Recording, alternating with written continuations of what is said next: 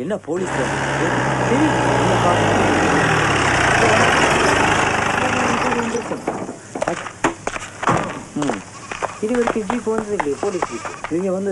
தங்கையா complaint பண்ணி இருக்கிறான்.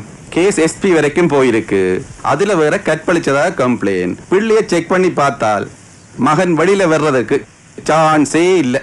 சின்ராசு உத்தர மாதிரி நிக்காமல் அந்த வாழைக்குள்ளே கொண்டு போய் ஜீப்ல ஏத்து. சரி ஐயா.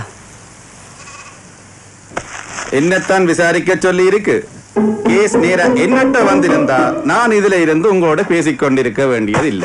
சின்ராசு ஐயா, உனக்கு எல்லாம் சொல்லிக் கொண்டிருக்க வேணுமே. அந்த மான்மத்தல் பட்டியல இருக்கு, அதையும் கொண்டு போய் ஜீப்ல ஏத்து. ஏத்துறேன் ஐயா. செவ்வளவு நிபுணர் எனக்கு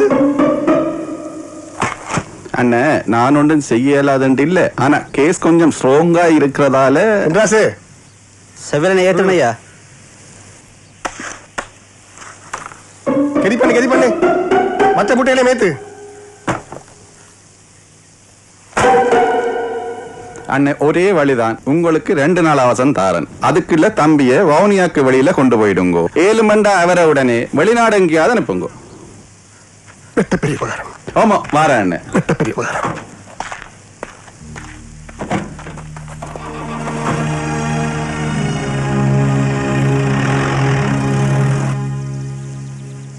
என்ன பைத்தியகாரத்தனம் இது? சொன்ன சொல்லு கேட்காம போலீஸ் ஸ்டேஷன் போன. நடந்தது எதுவுமே எனக்கு தெரியாது. அப்பா தானாவே சண்டை பிடிச்சிட்டு தான் வாரு. இனி ஐயா அம்மாவை சமாதானப்படுத்த முடியாது. வீட்டுல என்னென்ன எல்லாம் நடக்குது. இந்த நான் தர கல்யாண சேலை பிடியம்மா.